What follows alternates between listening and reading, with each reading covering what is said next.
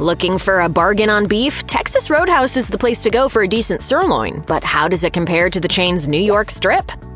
Some things to keep in mind before we dig in. Both the sirloin and the New York strip were sampled via carryout, so the texture and presentation may differ from what you might experience when dining in.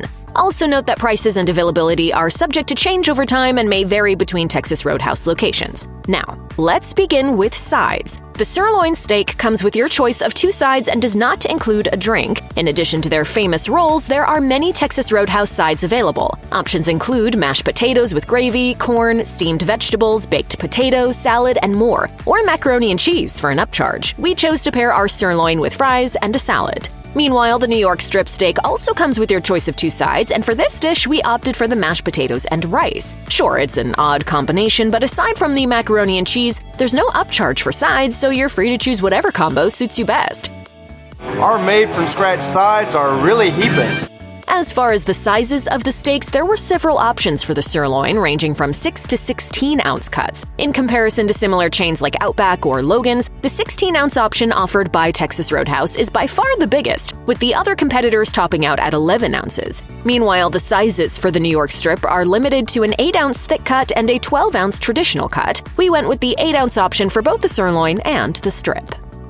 For an 8-ounce sirloin steak, the price came out to a respectable $15.99. Comparing Texas Roadhouse's sirloin price to Outback Steakhouse's, it's important to note that Outback only offered a center-cut sirloin at the time. Still, even for a 6-ounce center-cut steak at Outback, you'd find yourself paying $16.79. Meanwhile, our 8-ounce New York strip steak cost $17.49. Comparing the prices this time with Logan's Roadhouse, which only offers a 12-ounce cut, Texas Roadhouse again comes in cheaper, with their own 12-ounce coming in at $21.99 compared to Logan's $28.16. Once again, pricing is subject to change depending on where you live, but one thing's for sure. While the Texas Roadhouse sirloin is cheaper than its strip, both steaks beat out their respective competitors. Comparing the sirloin to the New York strip based on information from Texas Roadhouse's website, the New York strip is clearly the fattier and more caloric choice. It also has a great deal of cholesterol. While the cholesterol in the sirloin steak makes up for 57% of your daily value, the cholesterol in this New York strip makes up 112%. My cholesterol is terrible. Meanwhile, even though the sirloin is a lean cut of meat, it's surprising just how low the fat is. It clocked in with 8 grams of fat, 3 grams of saturated fat, and 0 grams of trans fat. All in all, while the New York strip is indeed a popular steak cut, those who are looking to lower their cholesterol levels may wish to avoid eating this particular offering too frequently. Still, the New York strip remains a reasonable pick for a healthier steak cut. Though not as low in fat and calories as the sirloin, it still isn't the worst when compared to other cuts of steak.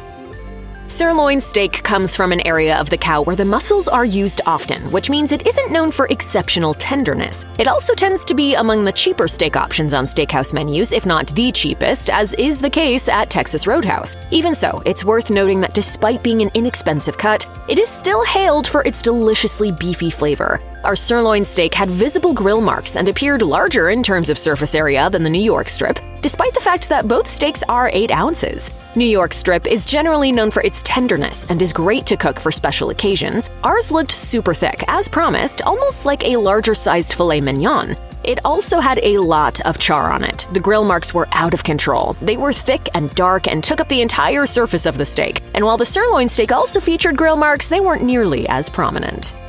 While most people seem to defer to higher-end cuts like New York strip, we're happy to report that the sirloin steak at Texas Roadhouse is delicious. The sirloin was full of flavor and needed no steak sauce. With that said, there are a few things to note. The first is that despite the grill marks in the meat, there isn't a lot of charred flavor, which actually allowed the meat's distinct flavor to shine through. As expected, the sirloin wasn't very tender, but it also wasn't tough and chewy. Instead, it had a nice, firm bite. Overall, the sirloin steak is a great tasting and affordable option for a steak dinner. The New York strip, on the other hand, was incredibly tender, but in this case, that charred essence was a bit overpowering. And though the meat wasn't burnt, it was almost as though all flavor was from the char. That doesn't mean the New York strip isn't worth ordering. It's a delicious, well-executed cut of meat, especially if you love char-grilled flavor.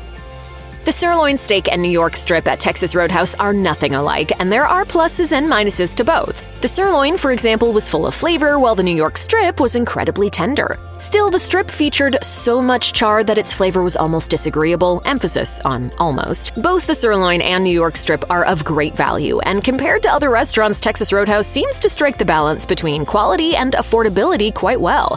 Considering the flavor and texture of the steaks in addition to the delicious made-from-scratch sides, we felt that both meals were a bargain for the price paid.